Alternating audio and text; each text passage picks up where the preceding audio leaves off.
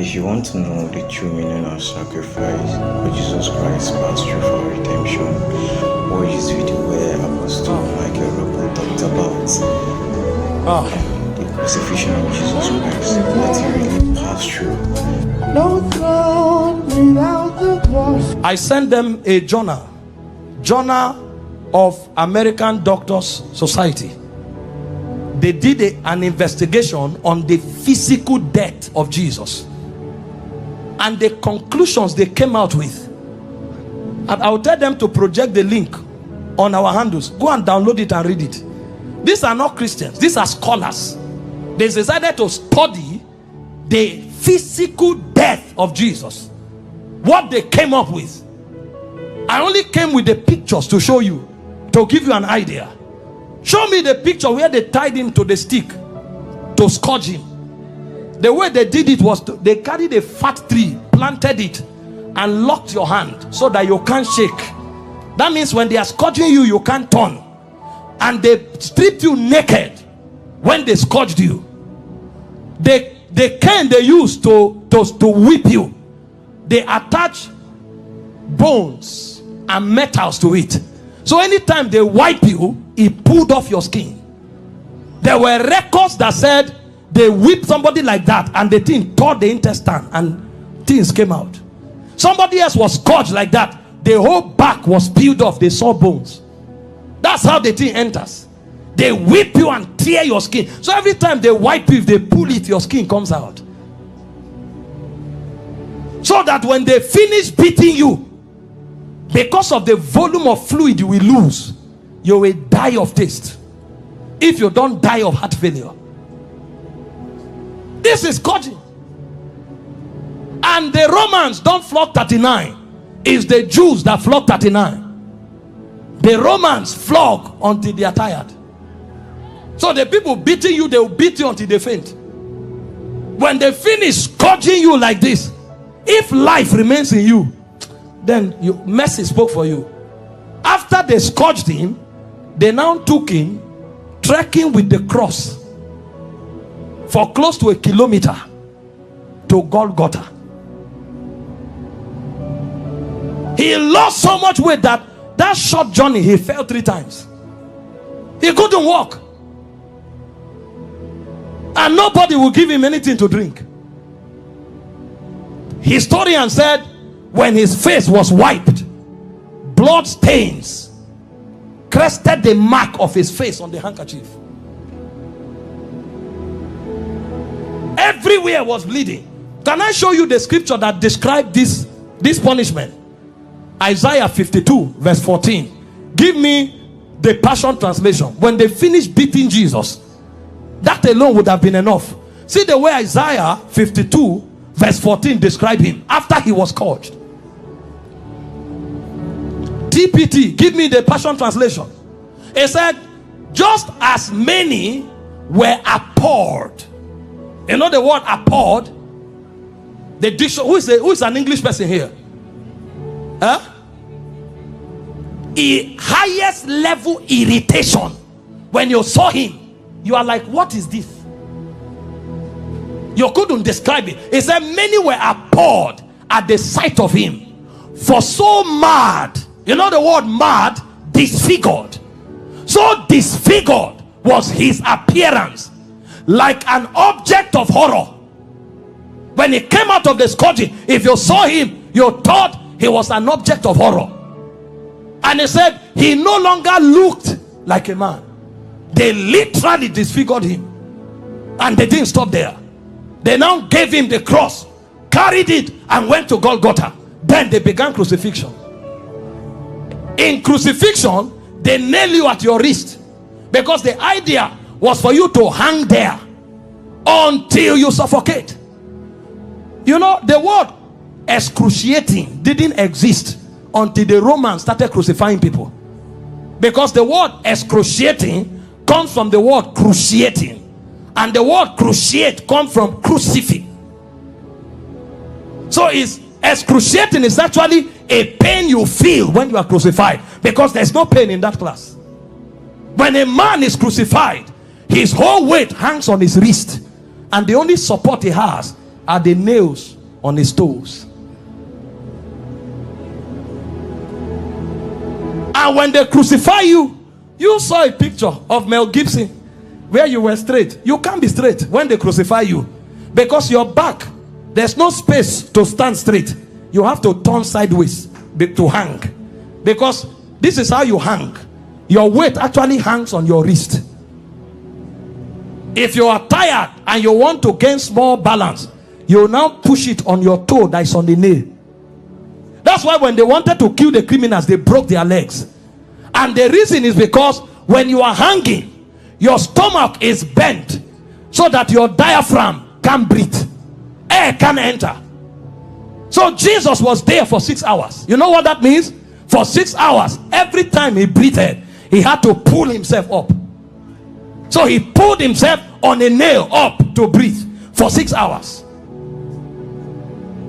He will pull up, breathe, go back, pull up for 6 hours. Remember, his back is already torn. So as he's pulling up, he's feeling pains on the wrist, his back is scrubbing on the cross, and his leg is feeling pain. To breathe and go back. Every breath was death. For you. For 6 hours. And they were mocking him at the same time. So there was soulish torture, there was physical torture. As if that's not enough, he carried sin on him. So God was not connected to him at the time. God had to turn away. So there was spiritual torture, soulish torture, bodily torture. So much so that he cried, Eloi, Eloi, lama sabachthani, my God, why hast thou forsaken me? It's like a disconnection between your spirit and your soul. So the man was no longer alive. He died in the spirit before he died in the natural. The level of pain.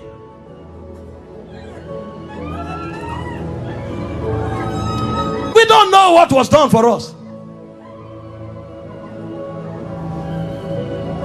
In 6 hours. Can you imagine? And guess what? His mother was there. Can you stand naked before your mother? This is the man that the mother saw do wonders. How come? Imagine when he looked at their faces. See what you'll be interpreting. Some are saying, why? How come? Why can't you do anything today? Then the Jewish people were mocking. Physician, heal yourself. Fake prophet, I thought you said you had miracles. Why don't you come down? The thieves that were on the cross, one was mocking him. So from everywhere. Meanwhile, all the sicknesses on earth were on him on the cross. You have cancer, you say it's painful. He had cancer, diabetes, hepatitis, all that day at the zenith, because he carried sickness, he carried sin, and he carried the reproach of God. You don't know the reproach of God until you go to hell. So for those 6 hours, he was in hellfire.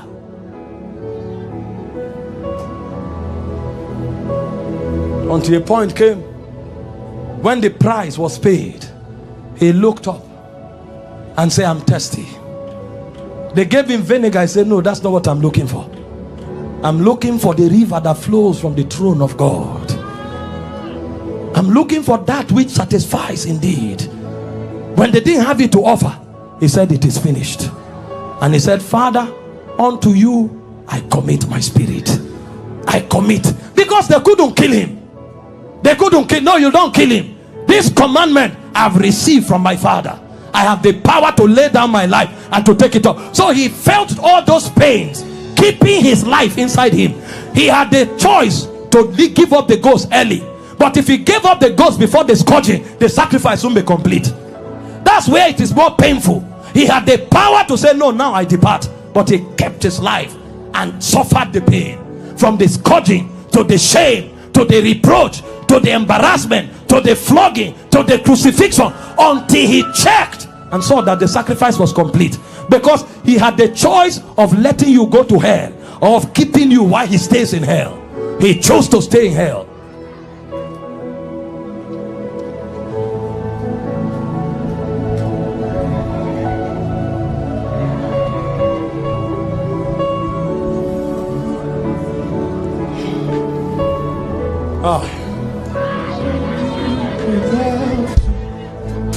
No throne without the cross.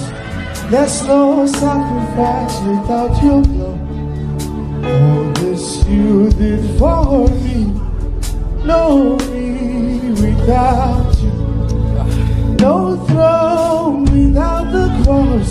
There's no sacrifice without your blood. All this you did for me. No me without you.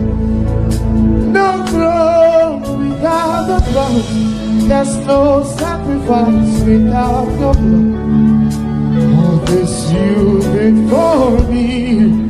No me without you. No throne without your blood. There's no sacrifice without your blood. All this you did for me. No me without you. No throne without the cross. There's no sacrifice without your blood. All this you did for me. No me without you. No throne without the cross. There's no sacrifice without your blood. All this you did for me. No me without you.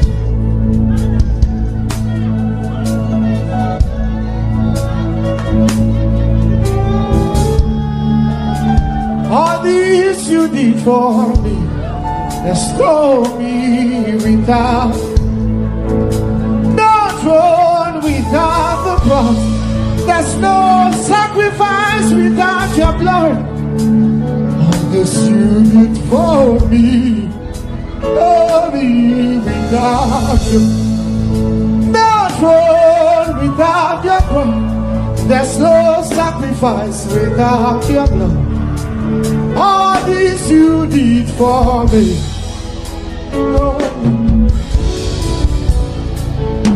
No throne without the cross. There's no sacrifice without. All this you did for me. No me without. No throne without the cross. There's no sacrifice without your. All this you did for me. No me without. No throne without the cross. There's no sacrifice without your blood. All this you did